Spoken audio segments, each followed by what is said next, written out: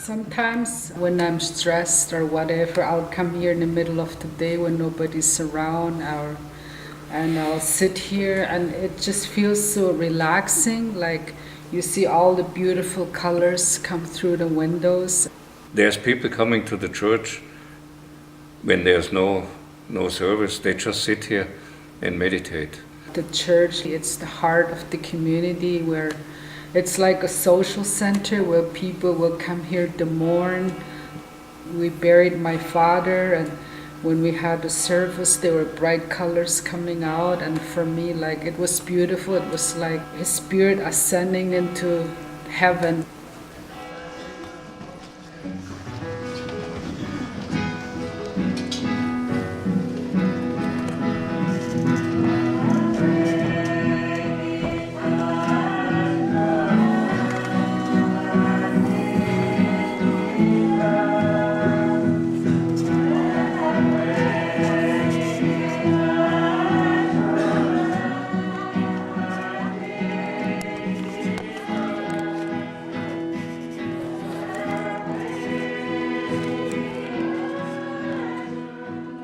My name is Jackie Hookimaw-Witt. I was born and raised in Attawapiskat.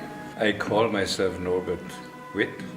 So the original is Witt because it's a German name. When I met Norbert, I left the community. I went to school. I did my master's at Trent University in Treaty Number 9. And then I went further to do my doctorate at OIC U of T. My first degree is in fine arts, and I did that in Berlin. I'm not really German. My parents were Silesian, so after the war they lost their homeland, and I was born in Bavaria. In my studies I did ethnology, anthropology studies, and I wanted to specialize in North America, and that brought me to Canada. So I came up here teaching in the school, and when I met Jackie, she was just doing her university program, and after 2 years here I thought, okay, why not go down south again, and I did a master's and a PhD. Then I came back here with my husband. My parents were getting old, and my father asked, why not come stay with us for a while, look after us.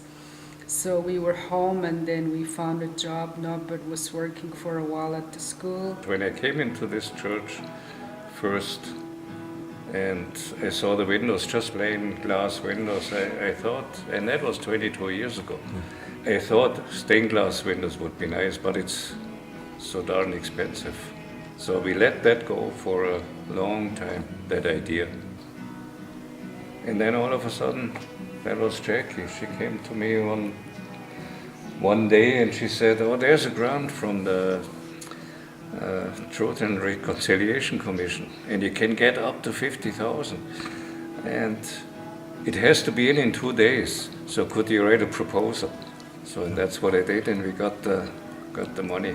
And then we had to do 6 windows, and that was quite a task. And twice we drove from Attawapiskat to Ottawa. The first time was okay.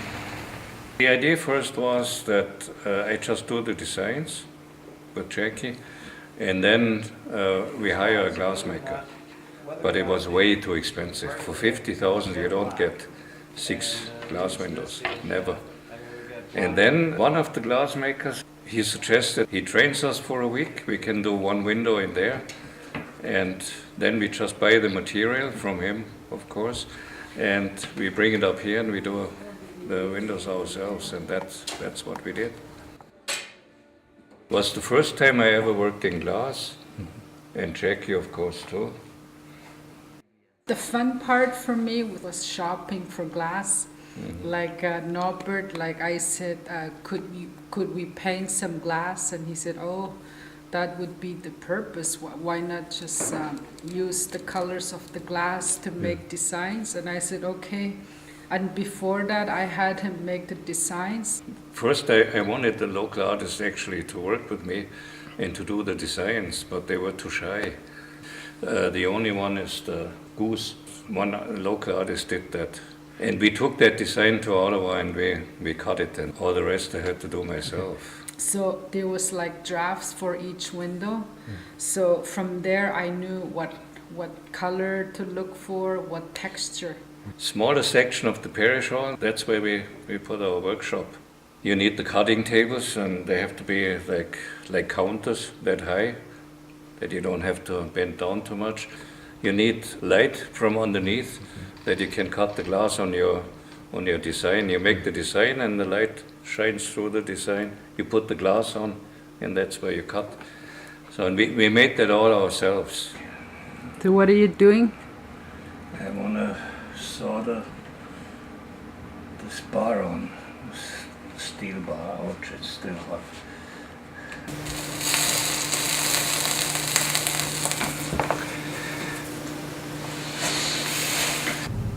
We had to pick up new glass supplies. We went to Ottawa too late, and then it was starting to warm up, so we were rushing around like 2-3 days on the road.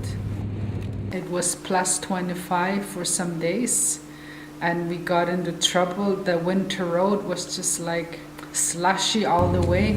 What would normally take 4 to 5 hours was like close to 9 to 10 hours for a trip. It was very challenging and scary, and we also ran out of gas in Kashachuan. And then we were so stressed because we're tired. The next day, I was cooking supper for my parents, and somehow I did something wrong, and next thing I know, my kitchen was on fire. And then I panicked and I ran and I fell on the floor, and that's where I broke my arm. And I was so devastated because I couldn't be part of the cutting anymore and leading. It took a long time to recover my arm because I didn't do the surgery. We were training my brother to help us, and he picked it up really fast. Like, he's a carpenter, but I find too he's an artist. So he was our glass cutter and doing leading. But it was still hard that I couldn't be part of the whole process. It took months to finish. It took 3 months to finish the thing.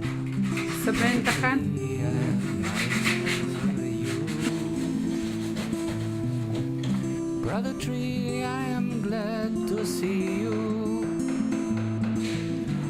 There are so many things I have to do, but first I have. So here comes the thrilling moment, if it fits or not. Your age is more than 100 years. You've seen more than I've heard with my ears. I know somehow you can give me your advice. I know you are wise.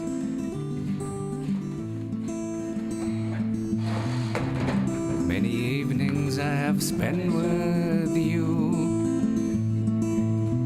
When nobody listens, I know you do.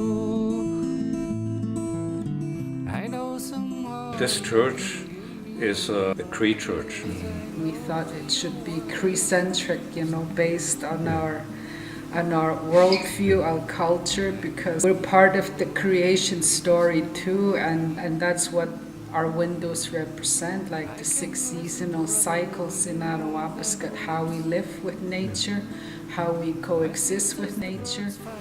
So it was important to show the images, to explain like how it relates to us, to our worldview, the clan systems, how everything, the social system, how it's important, and that's what truth and reconciliation would be for me. And also to leave something for the community, those who went to residential school. Like, one of the criticism I heard when we did the stained glass window was that we didn't have an image where it would have a dark color to it. But I think it was important that we use bright colors, because when we're colonized, when we're traumatized, you don't want to stay in that dark place forever. You want some light to come through so you can move forward and heal somehow, to recover that somebody could say, well, I'm sorry that this happened, and then that we could heal and move forward.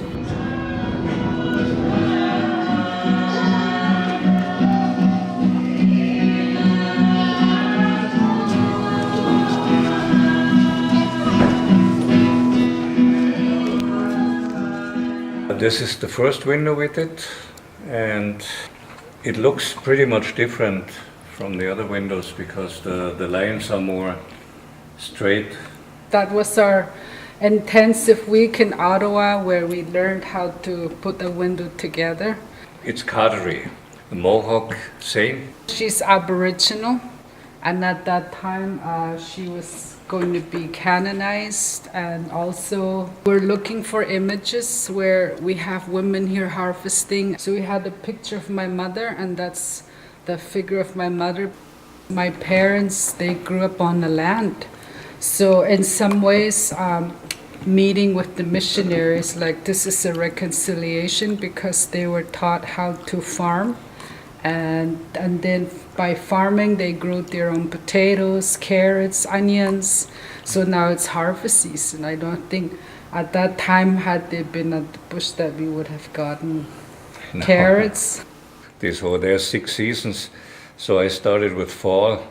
So this is the first season, and that's where the geese go south. And even in the sky, you will see that it will darken when you go up to winter. So it's still the same and freezing over. Well, this is the travelers, and it should commemorate that the people were trading all over the continent. There's the biblical story with the 3 wise men. We were indigenizing the story. The story, yeah, you can interpret it either way. So it's the travelers or the traders, or you can say the biblical story. That was the most difficult cut because it's so curvy. It's hard to cut a line that is consistent because the glass goes like this. Yeah, it took a long time, and I thought, oh my goodness, will we be able to do this? Because it's very hard. Are we too over-ambitious? So at the end, I was so proud that they could pull it together. So that's the freezing over season. And here we are in winter, and the sky is darker in winter. That's why we have that kind of blue. Like one of the winter months is called Wolf Moon. And that's what I wanted to show there. And baby Jesus, it's in Tikanagan, our traditional cradle board, where when we have babies, they're carried in traditional Tikanagan and wrapped in traditional outfits. So that's how our baby Jesus looks like.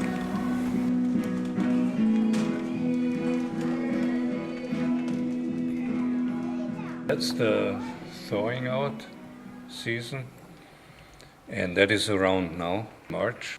The month March is called Mikisobism, and that means eagle month. So that's why I put an eagle in there. The ceremony that is going on in that window is a fasting ceremony with a fasting lodge. And in front of the fasting lodge is the tree. After your fast, you tie the 4 colors. White, red, yellow, and blue. So, and blue is sometimes black, or in many medicine wheels now you see it as black, but it is blue as well because it represents water.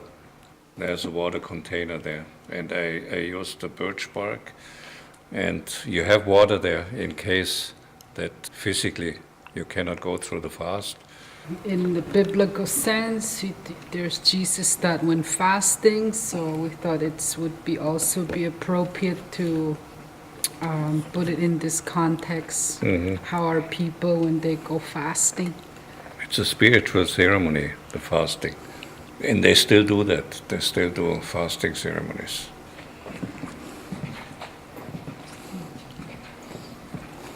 So this one, it's a picture of my dad, like he used to farm, and the missionaries trained him, so he was really pleased when he learned the skill. So I'm very proud that we made one for him. When we had a celebration after the church windows were complete, he was at the service when we were celebrating. I'm proud that he was there, that he saw this when he was alive.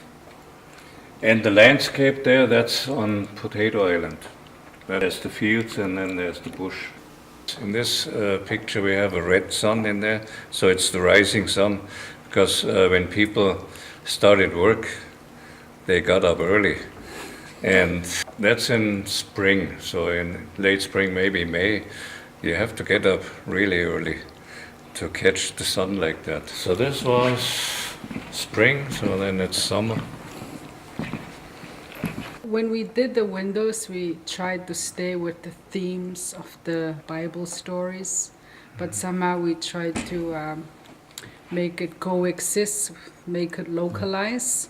And of course, fishing is part of our natural way of life, our sustenance. So, and you see all these little parts here. That was very difficult to put that together at the end. But we had to have that because it's a fisherman's story. But we have a woman there, she's steering the canoe, and because prior to colonization, women had an important place in society, equality. So I just wanted to make sure that this window had to tell that story. Although I was told, I don't know if there was a woman at that time in the fisherman's story. And we have a polar bear, and we have polar bears here, and they usually sometimes also come around in summer, once in a while. So that's what we wanted to show here, the animals that live around our community. As an artist, it's worth more than millions of dollars when you can do a church, or any public building. You do something and you put it into a public building, it's there for the next 100 years. That is, for an artist, that is something priceless. But just to sit in this church, it's just beautiful. And then you look at the windows and you think, well, we did that? Holy smokes, it's something. It's very uplifting. I would like to do that again, but you don't see Look at the red and the yellow. And look at the turquoise of the present. Yeah, this one looks like a crystal. It's amazing. Many evenings I have spent with you. When nobody listens, I know you do. I know somehow you can give me your advice. I know you're wise. When I'm with you, I can breathe so deep. I can listen to brother wind that weeps. My sisters, the birds find their home in you. Everybody loves you.